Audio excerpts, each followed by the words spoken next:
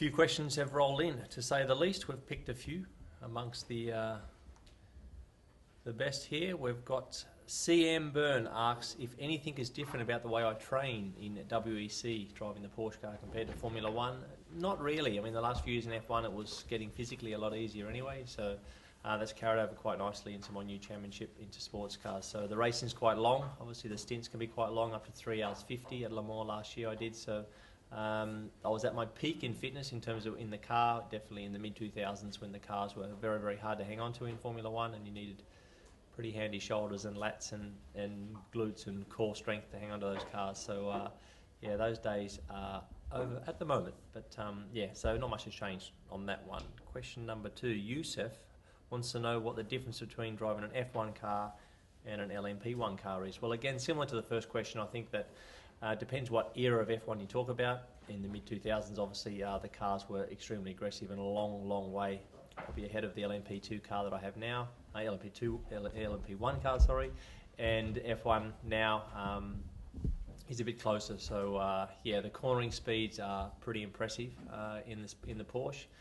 Top speeds as well. We just lose a little bit of lap time because our car's a bit heavier than a Formula One car. So driving style wise, the Porsche has four-wheel drive on corner exit, so yeah, that's very, very important for me technique-wise to make sure that I've got the technique right there in terms of line and balance. So that's probably the biggest difference, is really coping with a four-wheel drive, which is an awesome bit of kit to have for me, 1,000 horsepower roughly. So that keeps my attention. Don't worry about that. Rebecca asks, what's my favourite corner at the Abu Dhabi Grand Prix? Definitely corner 2 and 3, quite quick, quite flowing. And nice start to the lap, so a little bit of rhythm into it. I certainly prefer that part of the lap to the back end of the lap where it's a little bit slow and technical. So yeah, quick stuff generally always gets my vote. Monkey Man 16 wants to know if I've ever thrown or cooked a shrimp on the barbie. Well, mate, yeah, it's, everyone's laughing here in the room. Actually, I think I have. Yeah, it's pretty rare. I mean, obviously it's a little bit of a I think a false accusation of the Aussies. We always cook shrimps on the barbie, but they do go on rarely. But when they do, we're pretty handy at cooking a shrimp on the barbie, and the prawns down there are pretty good. We call them prawns or king prawns, or so yeah, it has been done, but quite rare. So yeah, what is your most memorable moment of your career? Says John Mayham. Winning Monaco twice and the British Grand Prix twice as well. Very special events for me. So and also arriving in F1, I think I never ever envisaged getting to that level. It was a great highlight for me to race in my first F1 race, and then to compete 215 times at that level was pretty cool. So next question, Mike DC73.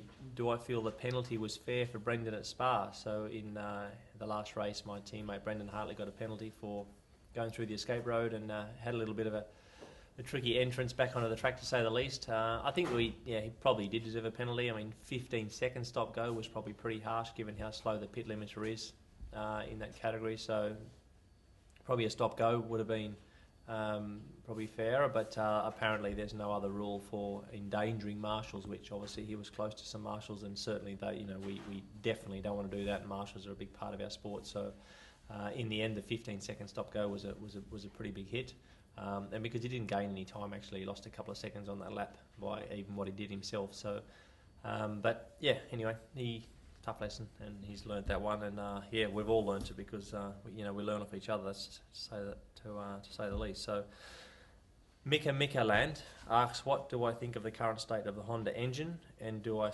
still not eat sushi? Well, the current state of the Honda engine, yeah, they've got a bit of horsepower to find for sure. It's yeah, certainly work in progress, and probably pretty frustrating for McLaren and their two phenomenal drivers in Jensen and Fernando, but I'm sure they'll get there in the end. They always have done in the past. So yeah, they're pretty handy on motorbikes as well, so I'm sure they'll get this stuff together there. And sushi, I do eat sushi. I had a bit of a rough moment, obviously, at one Grand Prix, which is reasonably famous back in the day, 2007 or 8, I think it was, in Fuji, where yeah, I had a pretty heavy bout of food poisoning. So yeah, I stayed well clear of sushi for a while, but yeah, I'm back on target with that now. So that's all good, Mika Land. Stone Jules, how did I slip on the podium in Brazil in 2013? well, it's funny because when they celebrate, they have all the little bit of pyrotechnics, obviously, and then they have all those sort of plasticky, sort of reflective tape, if you like, blow out onto the podium as well. And I think I just ran out of talent. I had very, very slippery racing shoes on, obviously, so there's no grip on those shoes. They're obviously designed for hanging out in the race car, and there was a lot of champagne everywhere, and I basically face planted. It was not very cool, and I managed to get back up on my feet pretty quickly. So yeah, the moment continued, but I think a few people saw it, but there wasn't many. Yeah, I wasn't bothered basically about that, but it was good fun. Last podium. Wolfie7 asks, do I like Star Wars? No, I don't. Never watched it. Not big on Star Wars at all.